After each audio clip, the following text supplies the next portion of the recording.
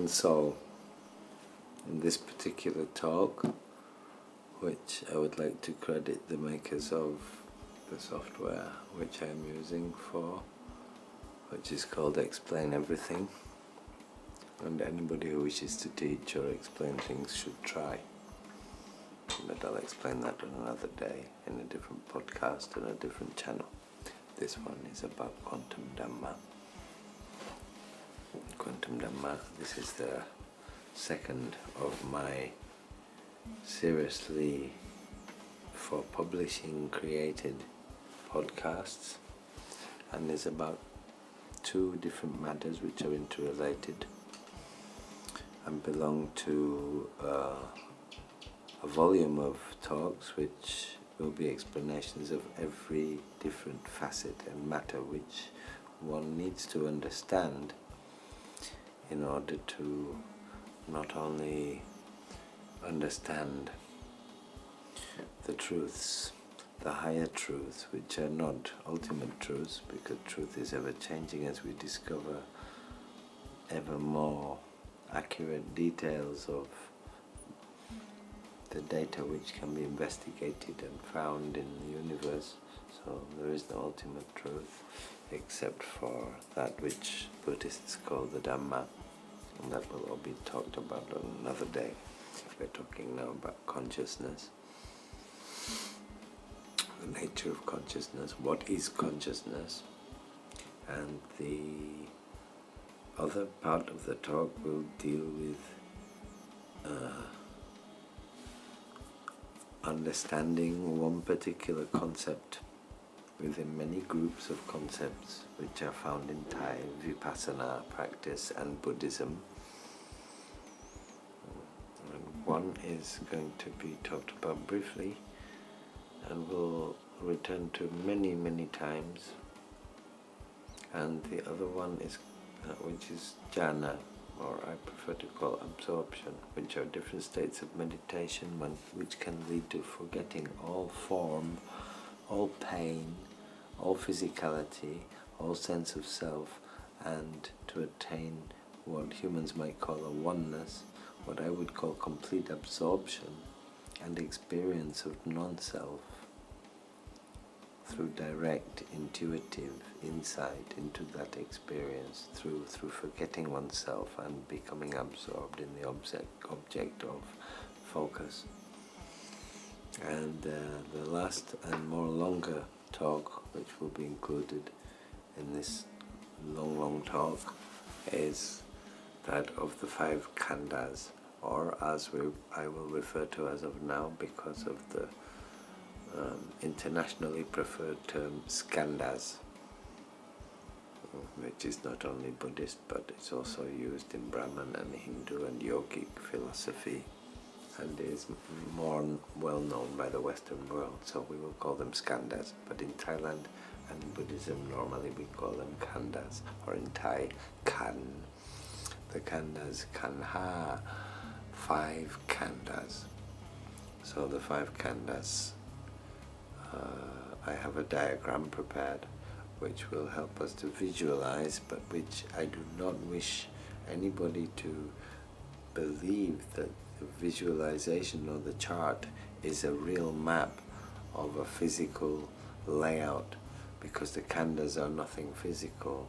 They are a set of 5 faculties which all sentient living material beings in the flesh possess, and which condition our perception and our experience of reality. Not only there are other factors, other things apart from outside of the 5 Khandas, which can also be influential factors. Those are other lessons, many other lessons for many other talks. So now we have 3 topics. Consciousness, what is consciousness? The second topic is Jhana, absorption states of mind, and what they can lead to, and what they constitute, or what they are composed of or not composed of, what elements must be present within the mind in order to attain these states, and what elements must not be present within the mind in order to access these states. The word access I would like you to remember, because it's going to be important in teaching and talking about the topic of Jhana, or meditative absorption and subsequent insight which arises from that absorption. And, as the Buddha declared, Panya, which means true wisdom, spiritual wisdom. So, as you see, I have used an image which I found somewhere and redid with Photoshop to represent what I wanted as best as I could. And as we can see with my laser pointer here, we have something that looks like a spiral, and of course looks like a galaxy, and is in a way. And spiraling out are these particles, which you might call stars or galaxies or solar systems, which are being created and spat out from something which is most probably, as we know to these days, a black hole. And so we have here emptiness. If we think of this here as emptiness, which is coming from an empty point, a singularity, and is spiraling out into emptiness, which is being filled with what we refer to as matter. And so matter is filling emptiness, and the emptiness is of course permeating the matter and therefore filling all the matter. If we take a particle of matter such as this one, and we should make it bigger and bigger and bigger, then perhaps we would see smaller particles or subcomponents which compose that. And if we were to take one of those subcomponents, like if we take this as a galaxy that is a component of this head, and we then bring it up, and we can see this and this and this and this and this and this, and all of these are components, subcomponents of the one component of this head, which we saw as a galaxy, or perhaps a thought, or perhaps nothing emanating into the material, the immaterial manifesting into the material. Something I have always studied, not in Buddhism, but in my quantum Dhamma, which existed before I ever heard of the word quantum, and is basically something like cosmic consciousness or self-discovery and inner space voyaging. Inner space to me meant to delve into other dimensions, some of them immaterial. The emotional state within the heart is an immaterial state. It has no form. And even the mental state, most people know thought as a train of thought, as a chain of words which are analytical and assumed and conditioned. And most people cannot think outside of that, because only those who have attained access to a certain experience, which is the insight into another way of seeing things without words, without naming things and assuming them to be a fixed, unchangeable thing, is a more closer and direct contact with reality, and a less separated feeling with reality if one reaches the deeper states of that which Buddhists and many meditators and yogis call Jhana. And so, Jhana Well, to speak about jhana and then have an image like the one we are now viewing, if you are viewing the video version of this podcast and not the sound version without visuals, then you will know we are seeing an image that is absolutely not Buddhist. Many people, and when I was an ordained Buddhist monk in Thailand, there were many monks and practitioners practicing and talking about jhana. And these monks and practitioners would often speak about the experiences they would see in jhana. Now, the image we are looking at does not represent any of the images I was told of or spoken of, although experiences that are similar to these images, and the one we are particularly looking at, is something that I have had. That experience is called in Western spiritualism, mysticism or occultism, astral travel, or the astral body, and has other variations. But I do believe that jhana and the jhanic state of mind is also symbiotically and perhaps inextricably, or perhaps not, intertwined with the experience of astral travel. Anyway, the second reason for me wishing to use this image for talking about jhana is that the state of jhana is a mental state which can be achieved. It is not something which has to be achieved through the practice of a religious path, such as Buddhism or yogic practice under the Hindu Lati, the Hindu sectarian belief systems. Now, the formless states of jhana, because there are both formless and formless states of jhana, which I would like to split into four, and which are normally officially in Buddhism rolled up and summarized as a fifth, but which by many who do not get deeply into its academic study or dogma may even refer to it as 8 jhanas.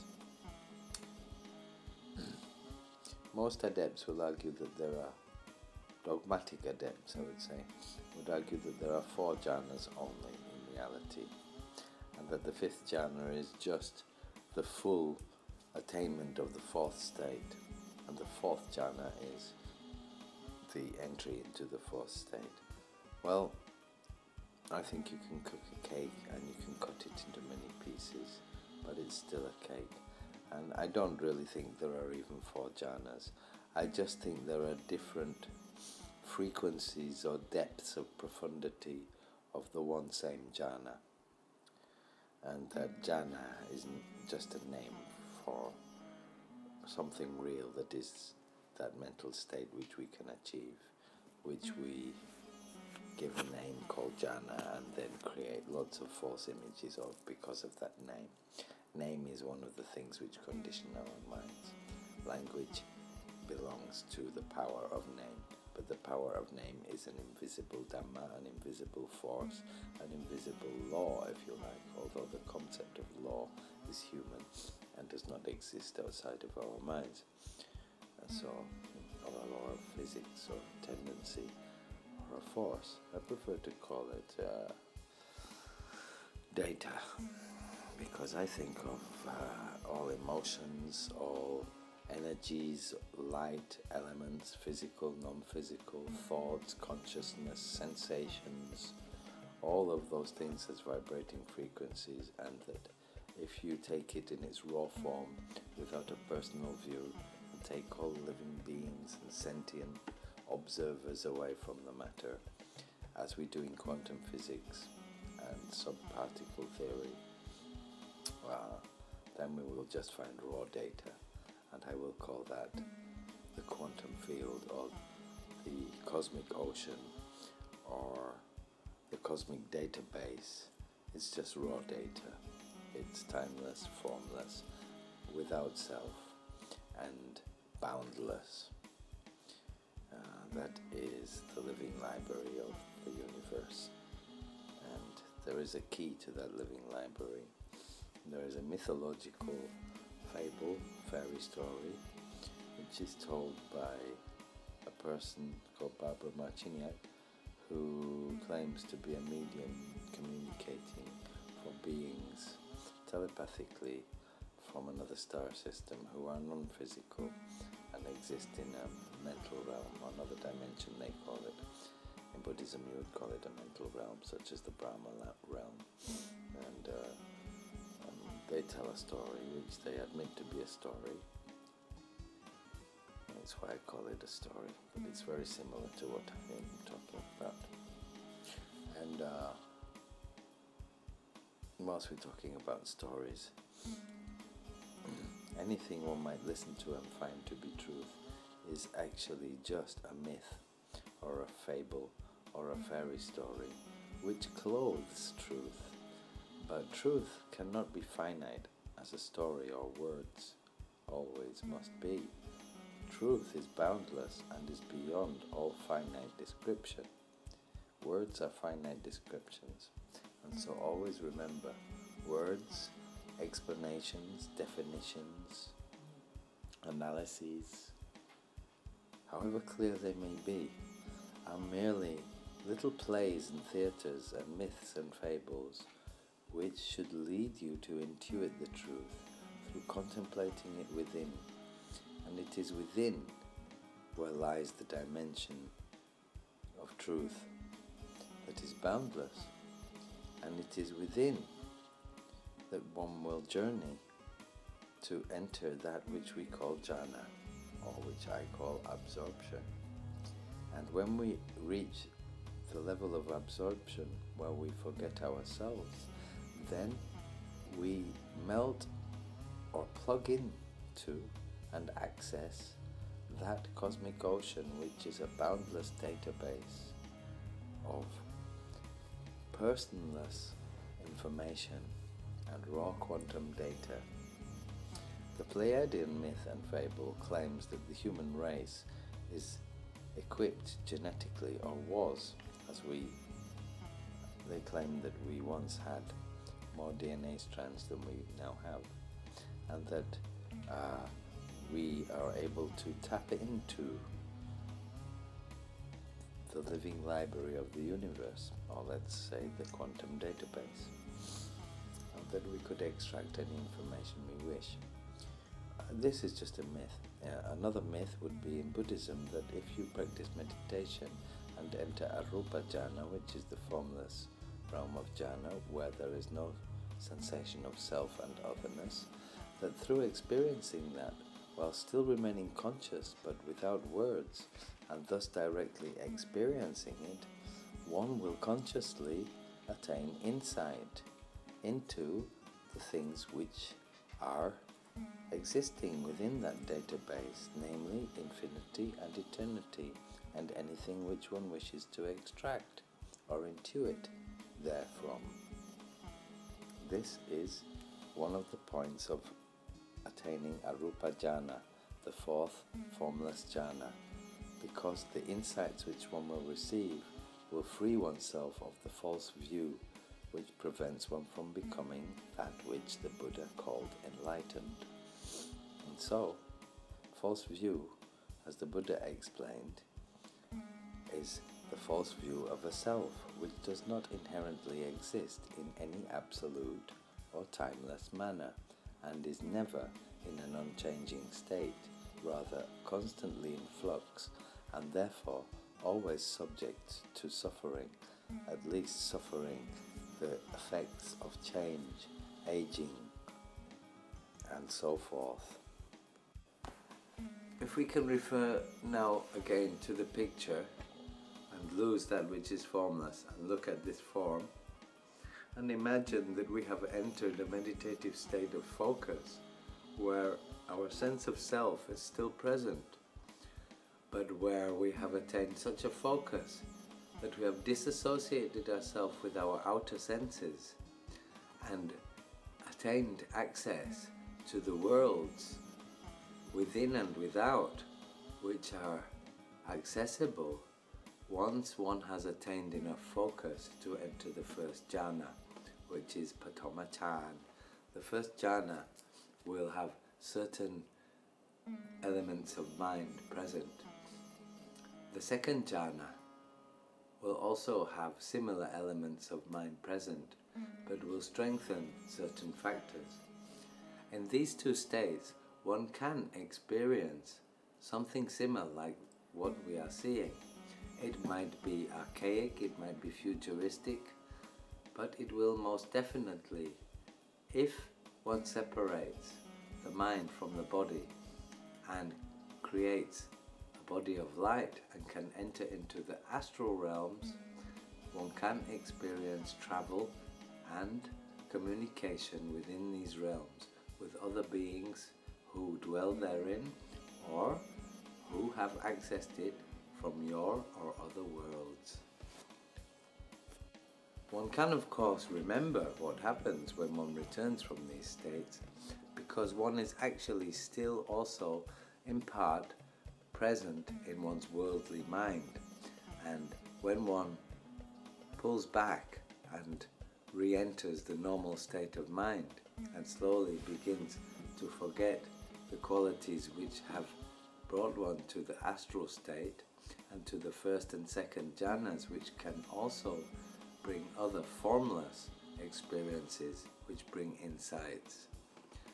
It is then possible for us to remember how we thought and felt in order to access those states, and once we have been there, much easier thereafter to re-enter these states in practice.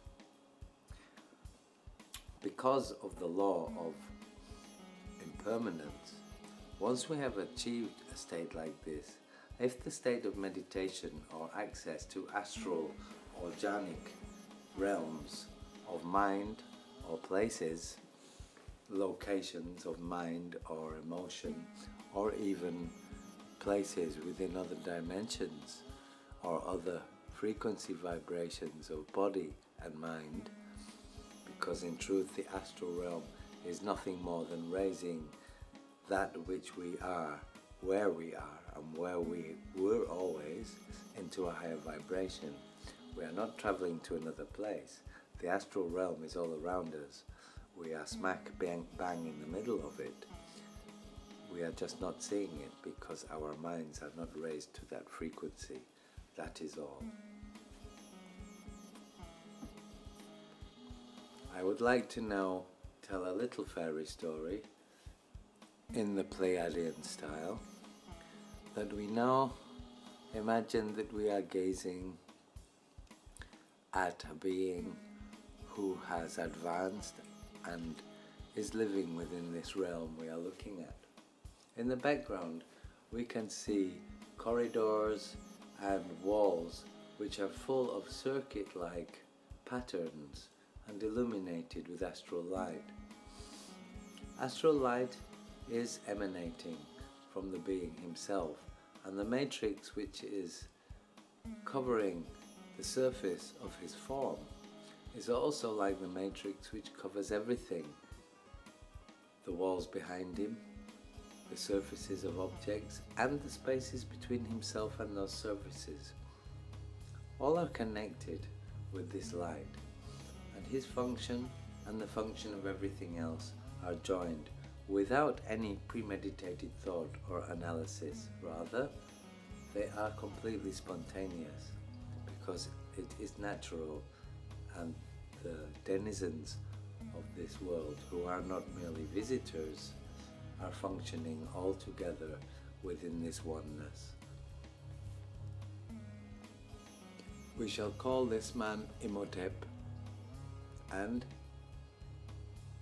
he is a mechanic of time and space, and he is making sure that all of the circuits, the databases, and the functions of the great machine continue to remain in order. He does it without thought, and he does it in peace, and he does it without any analysis, questioning, or decisiveness. It is completely spontaneous, and the experience is blissful, more blissful than humans can imagine, except those who have been there or can remember being there.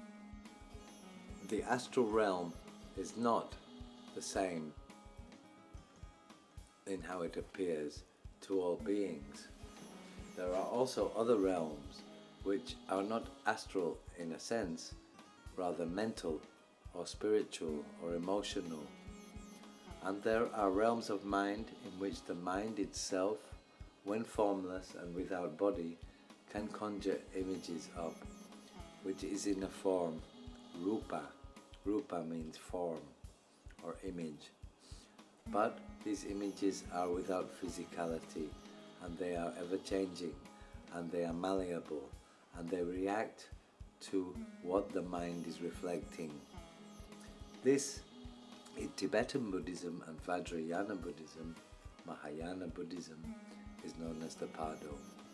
The Pado is the limbo of the Christians, in where a spirit or a consciousness dwells after the loss of the physical body, and that which we are about to speak of after Jhana, the 5 Skandhas.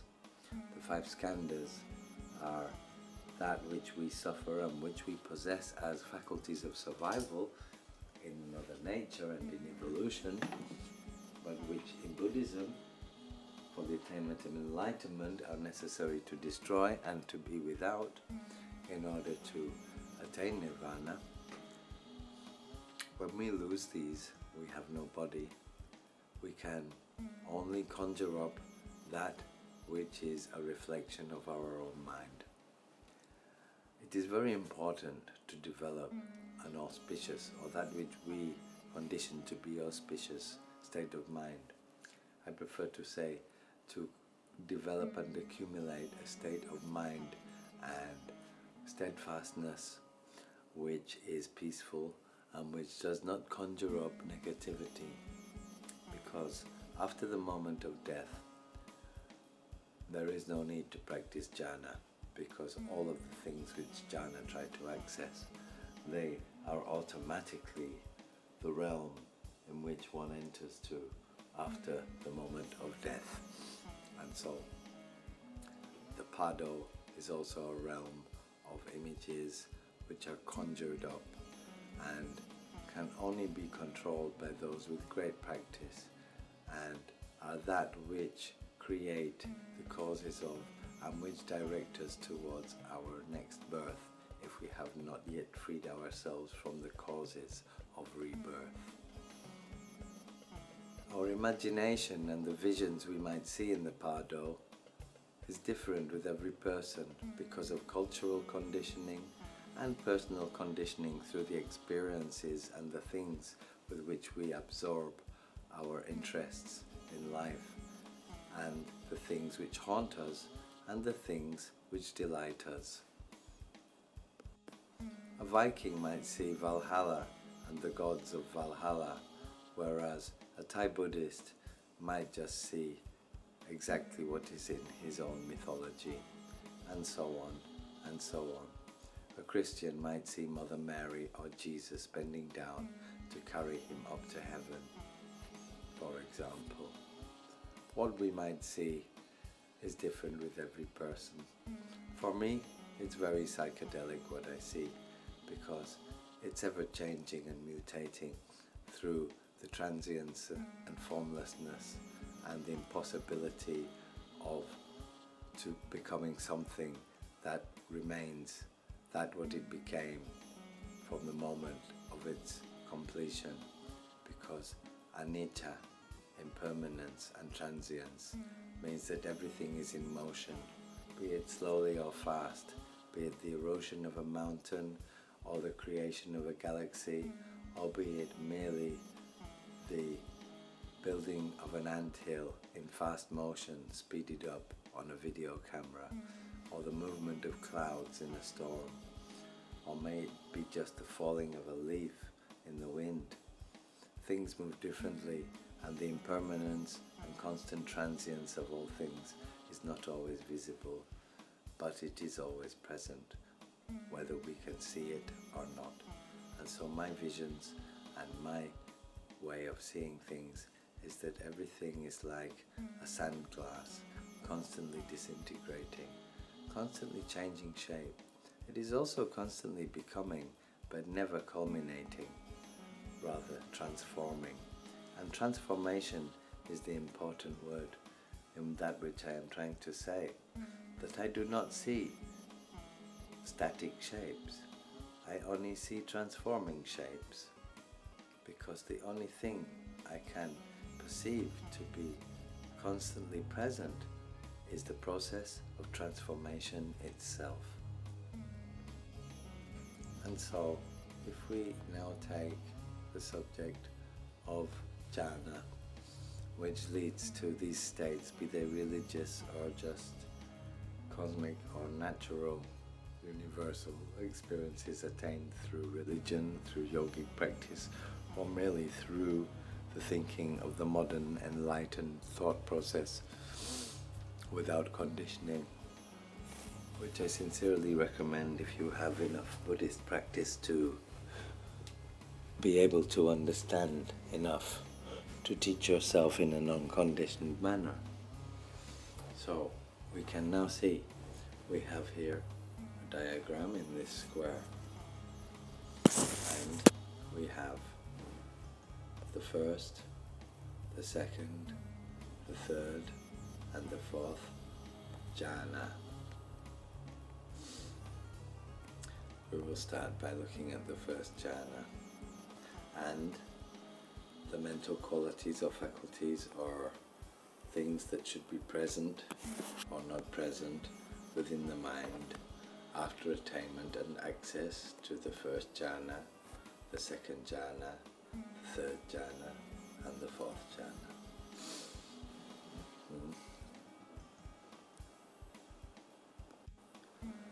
In the first here, we will have sensuality, kama, kama sukha, seeking after sensual pleasures. This does not mean sex. Kama means, in this sense, it means entertainment. In fact, to entertain oneself through whatever, be it a massage, a coffee, cinema, sex, or whatever. They're unskillful qualities because one can waste one's whole life doing it. Yes, enjoyable. But if one never enlightens and one never finds the answer and one never solves one's problems and one never teaches oneself to become skillful instead of unskillful, then one seriously has wasted one's time. If one has not yet come to this conclusion, one should not have listened to this particular video cast or teaching or podcast to this point, if that does not make sense to you. So this here is that of the Buddhachana, of the normal folk who like to entertain themselves and do not like to practice. The first jhana, when we enter the first jhana, this quality we have already secluded ourselves and withdrawn from it. Because while this is present, no way can we advance into this first jhana through here. No way can this or this become present while this is present. Whilst this is present, this can definitely not happen because this is to be withdrawn from this. So if being withdrawn from this is not present, then this cannot become present because this consumes the mind. I want to see this movie. I'm thirsty. I like bananas. Have you ever tried strawberries and cream with chocolate? I love that girl. I'm feeling horny. I need to relieve myself. I'm bored. I need to go back to the club and go for a dance tonight. Get rid of that feeling that keeps coming back. And this is all Buddhachana. You can't get further than this while this is still present. So when this is gone, we can start trying to access first jhana by saying, okay, we've attained this. Do we have this and this? What's this? This has to something that accompanies jhana. This means these two things, applied thought, vitakka. It means you are making an effort to focus and that you are paying attention and noticing what you focus of, so you're awake and aware. So first jhana, you are awake and aware, but you are not thinking of sensual distractions of the senses, of the 6 senses, of 5 senses. Sustained thought, vichara, this means effort to maintain and sustain this focus and attention. So once you attain the focus and attention and do not allow this to enter the mind, through effort to sustain this focus and attention is how you evade this coming into the mind, by sustaining your applied thought. So with vichara, vitakka, vichara means if you listen to somebody, you don't just believe everything, you listen to it with a certain amount of shrewdness and applied thought to figure out if it's true or worth listening to or not. That is sustained thought with applied thought. When you're doing that, somebody's trying to con you into a deal and you're wondering whether to go into it, you pay attention to certain factors to try and see if that person slips, and you can notice if it's worth it, and you have to sustain your attention here whilst you are applying that thought by listening. Listening is the focus of your meditation, and so we do it in daily life, even in business and stuff. Whilst this is happening, even if you are an alcoholic or a nymphomaniac, or this is normally consuming your mind, if there is something very important to you, like an extremely strong business deal or a promotion interview or something, then these two can be present.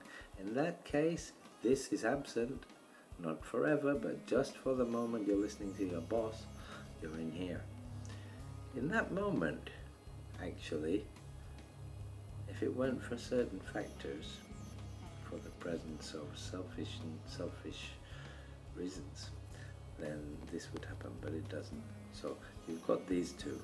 So if you think about that in daily life, how you use these two in daily life, when you figure out you've got these two, when you're using them, then just take them and use them for meditation too. And that's how to get this out of the mind. So you need that to accompany jhana, and you don't need this. Okay, we've got this piece ready. The next piece, rapture, piti.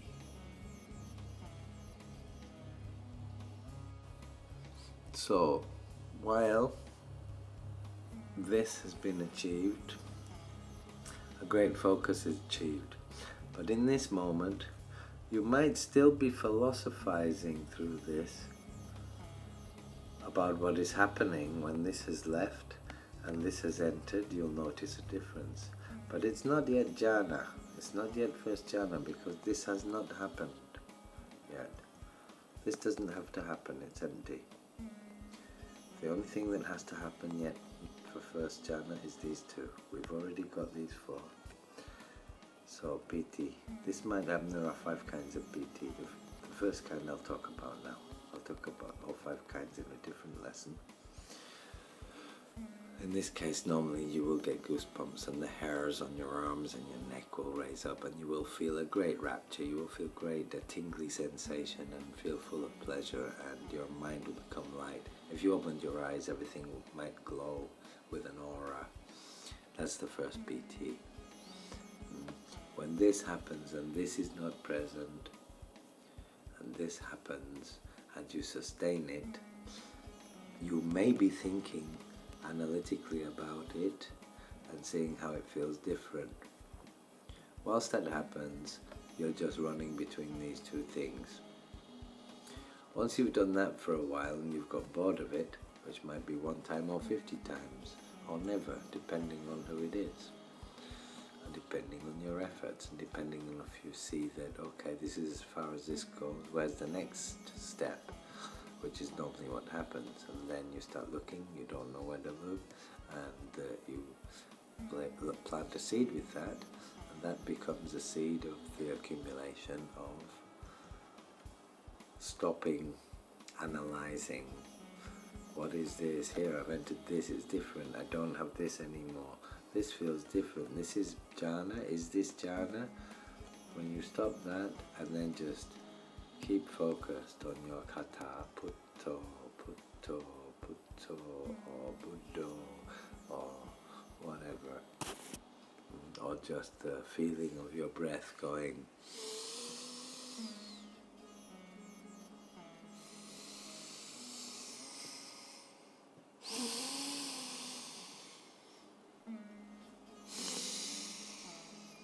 That could be a two-syllable word like put instead of put, and instead of to, and double it up with the feeling of the breath as it passes through the tip of your nose. That would prepare you for another teaching on another practice I wish to give soon, which is the 16 levels of breath practice of Anapanasati. The first one starts at the tip of the nose, and so when you breathe and take two syllables, put and to, or just the sound of the breath as words of a language you don't understand, and the feeling of the breath on the tip of your nose entering and leaving, and leave all other thoughts behind. Sustain it with that applied thought and the effort to apply the thought to that one point. Then we have that, and then when all the other thoughts of what is this have gone, that happens because you stop thinking about it and you just do it. When that happens, you will know, because you will tingle all over and you will get a rapture, or something else might happen. You might feel like waves or thunder, or you might feel raised up, or like you're imploding or growing, like Alice and the Eat Me cake. Yep. And through this rapture, pleasure, great satisfaction, and great bliss, I would call it bliss. Bliss occurs when rapture happens, because it's a breakthrough from here. And when this is crossed over to here, rapture occurs, the pleasure occurs, immediately arises with this, because the consciousness is aware of the change from here, recognizes access to the next level. If it starts thinking, you fall back here, and you were there for a second, and then you can sit here thinking about how good it was.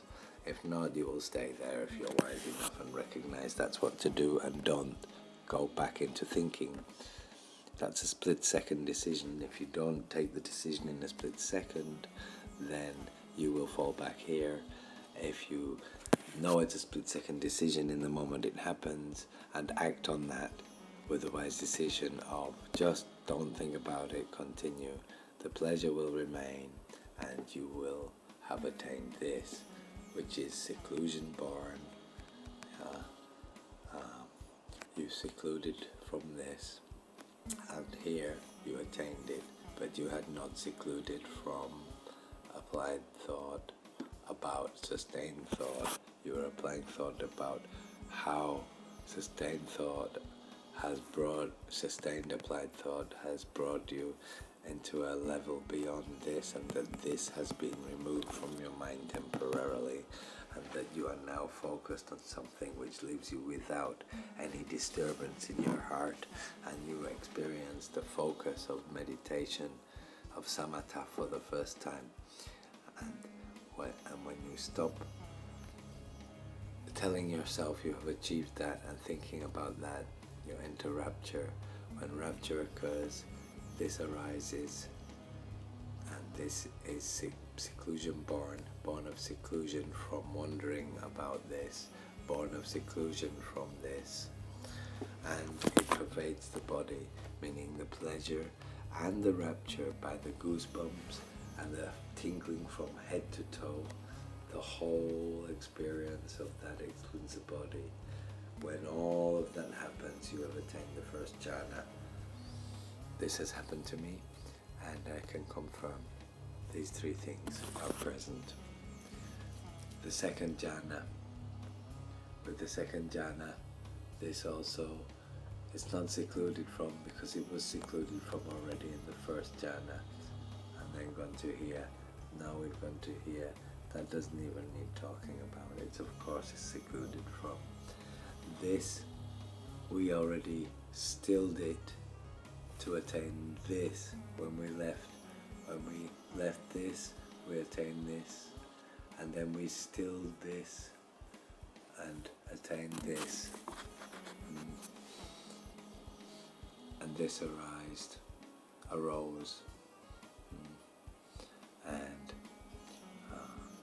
when this arose,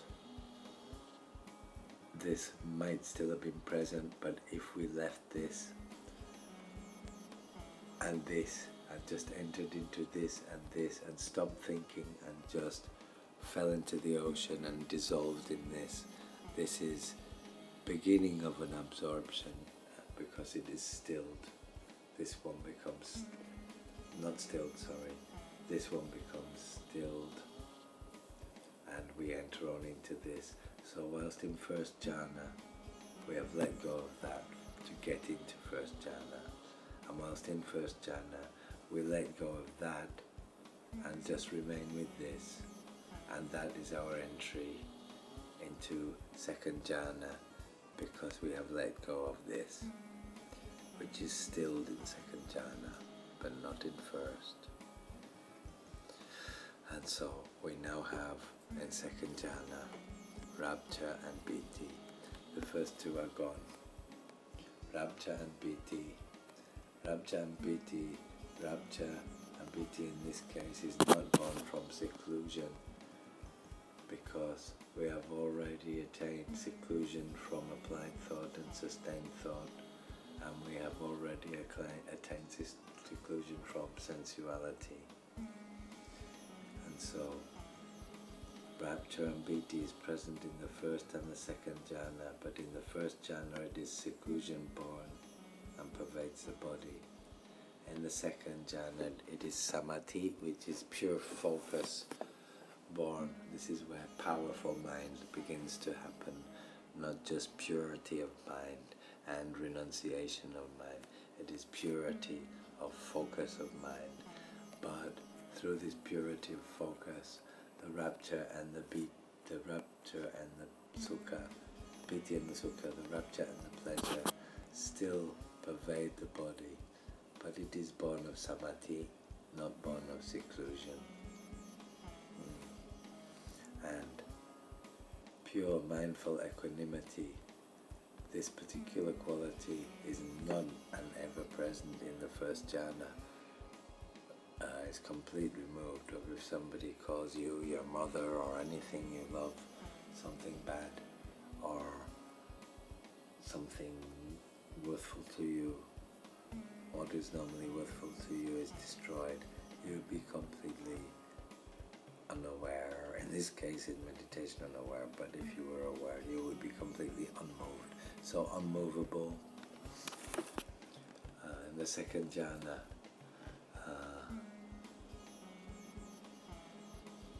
it is present, but it isn't present in its first state of internal confidence and mental unification, meaning not that one does not hold certain issues for important anymore, but that it can be controlled and is controlled under being unaffected through mindful, pure equanimity. But true mindful, pure equanimity is not only in control to not be influenced by one's conditioning, but to be completely unconditioned by opinions on issues. In this case, it's almost there, but not quite. And so we then have the third jhana. In the third jhana, we've lost this, completely renounced and secluded from rapture, which is the piti, which is the arisal of a kind of spiritual, the Christians would call it the entering of the Holy Spirit, to be honest, and I would call it something like a spiritual rush. It is like entry into a stream flow where you are showered over by something most purifying and uplifting.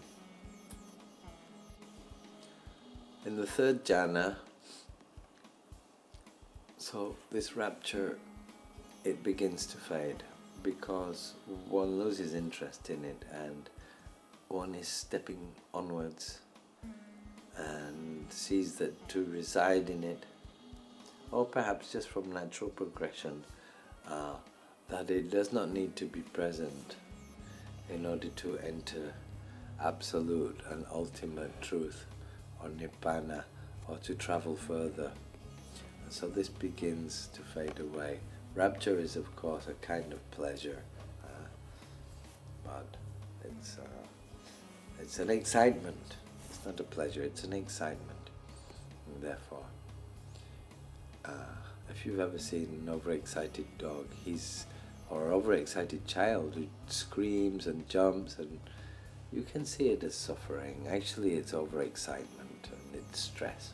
So fades away, as does this stress. Well, of course, because this kind of rapture, as from the point of a totally stilled heart, is still a positive form of distress. Pleasure, sukha. Now, pleasure has subtle and unsubtle forms. The form of pleasure which is contained within piti and rapture and fades away along with distress is a lower form of pleasure. This kind of pleasure referred to here that still pervades the physical body in the third jhana is the pleasure of having thrown away the need for any kind of rapture, flash, rush, or satisfying experience, be it a physical feeling or mental or imaginary sense of satisfaction, no longer necessary. One is liberated, and this pleasure is relevant, related to that fact, I believe, as well as many more subtle reasons and subtle causes. So it still pervades the physical body in the third jhana. Equanimity only becomes present also with enlightenment. Equanimity is real letting go of things and being unaffected and possessing loving kindness or compassion and no aggression or antagonism. Without antagonism and without clinging or attachment, this is equanimity.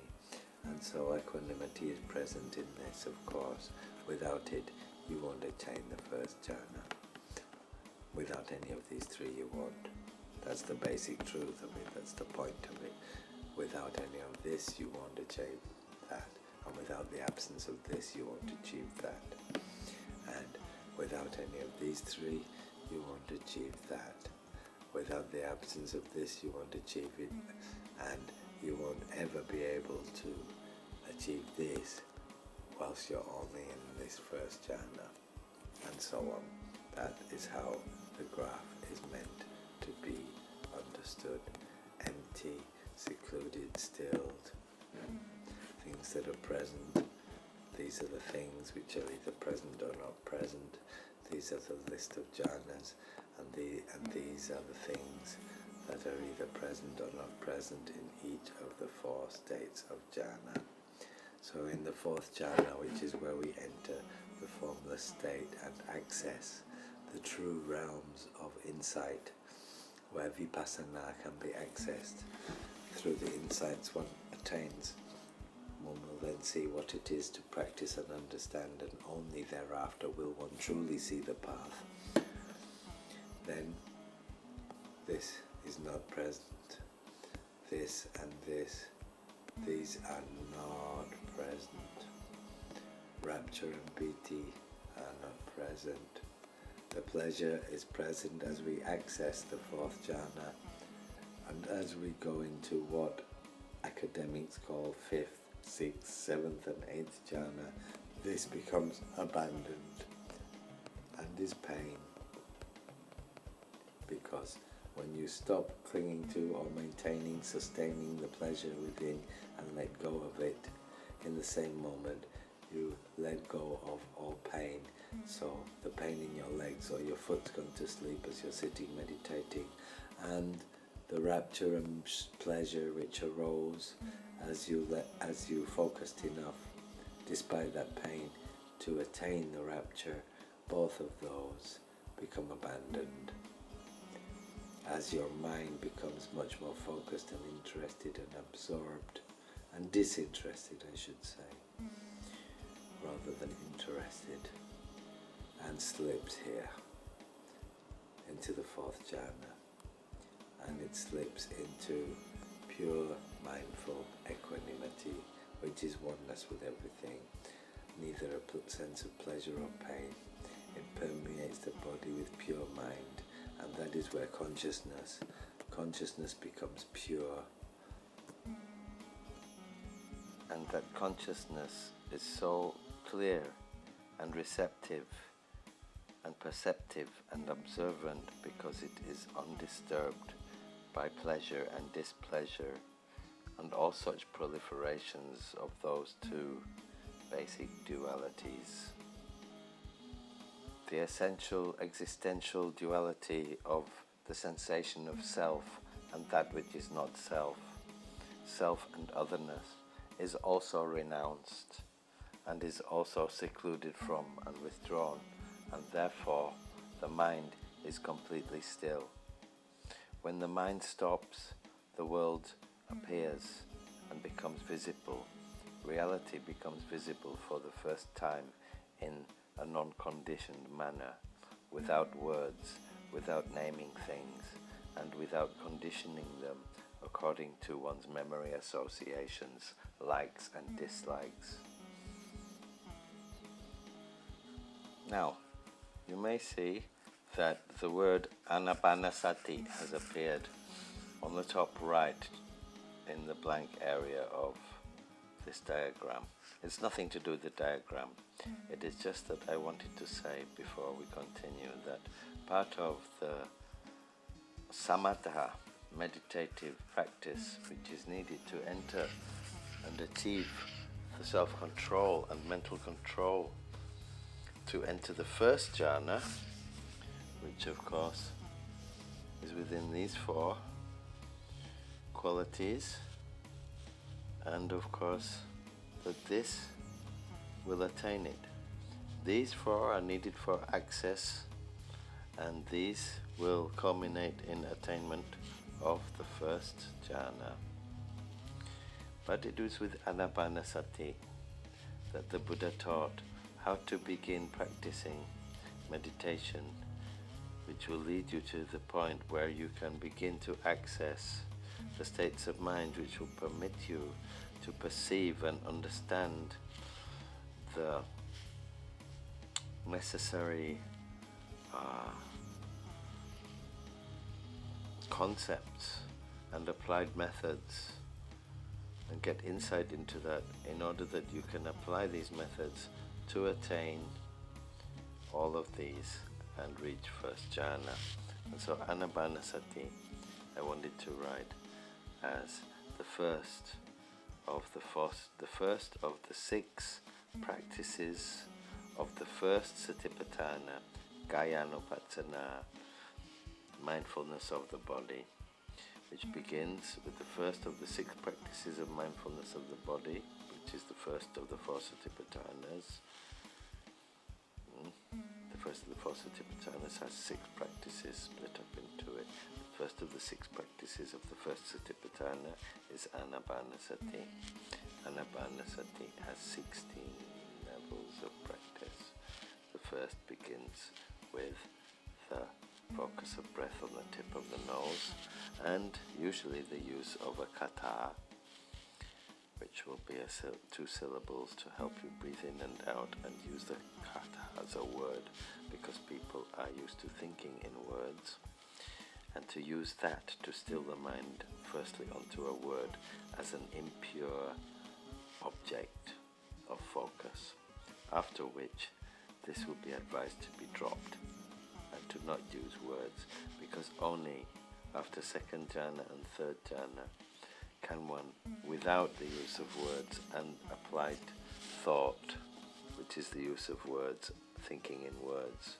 From fourth jhana, applied thought does not exist, nor does it exist in third jhana. And so to sustain applied thought, which it can be considered as paranoid thought when we reach this level, is not useful. To learn that spontaneously as inner knowledge is what will give one the ability to take the decision when the split-second moment comes where one can access the third and fourth jhana, because there is only a split second where it happens, and one has to recognize it and immediately be absorbed into it. If you stop to think about it for a second when this or this happens, you will be thrown backwards and have to try again another time or another day. And so that was jhana. In order to reach this, seeing as we are actually reverse engineering deliberately on my behalf, because most people don't want to learn the complex or hard bits at the beginning of any kind of mastered craft or method or science or artisanry. They just want to go straight to the fun bit. They don't want to learn maths. They just want to fly in a spaceship and be an astronaut. Well, okay, I've attracted you with the jhana, which everybody is trying to do. But now, to be honest, I would like to continue and switch slides. The next slide. And so, before one really gets to be able to enter into jhana, one must have passed the analytical understanding, intellectual understanding, and then through hands-on practice and inner contemplation and great efforts to advance and profundize, meaning to deepen one's insight into the next phenomena I am going to explain, one cannot enter jhana, or one can enter it, but it is important on the path to enlightenment, in order to enter jhana with wisdom and knowledge and self-control and awareness,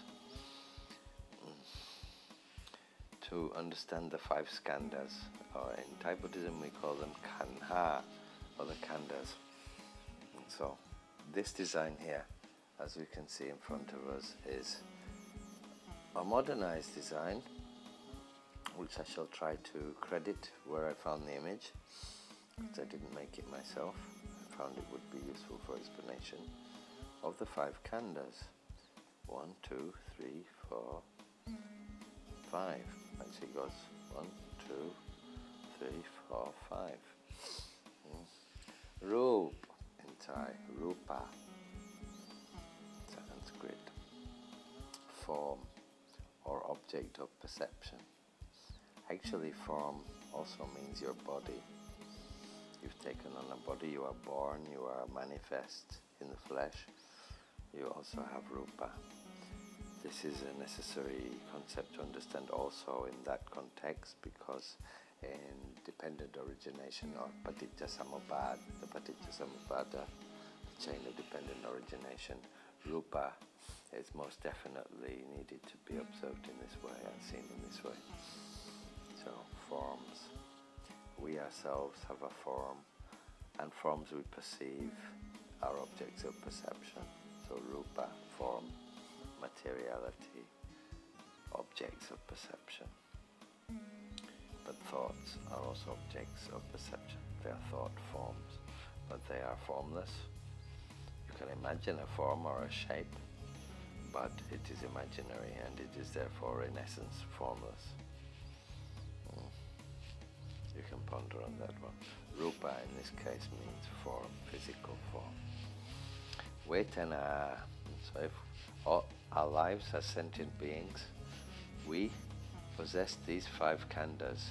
We are contained within these 5 khandas, and all that our experience is limited by is contained within these 5 khandas.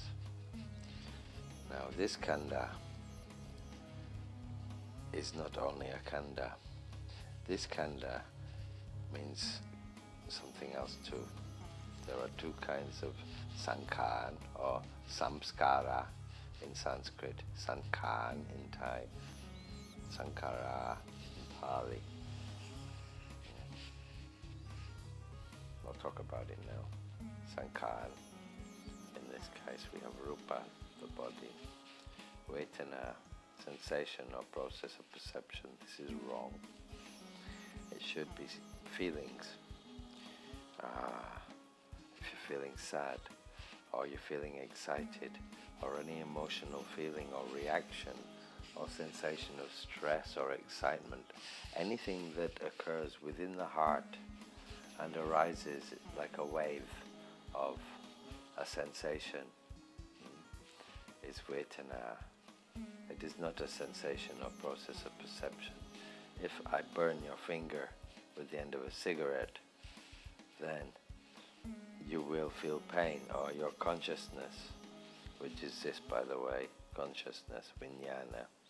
Consciousness will arise as soon as the cigarette hits your skin, and your skin and its nerves send a message, and it is arriving in your brain. Something sparks, and Vijnana, consciousness occurs. When consciousness occurs of an event, namely in this case, something we would call a negative event because we don't like it, because it's painful. It's a very extreme sensation which is unbearable, therefore we call it painful. Even pleasurable sensations can become painful as well. That's also to be pondered upon and investigated within your own experience.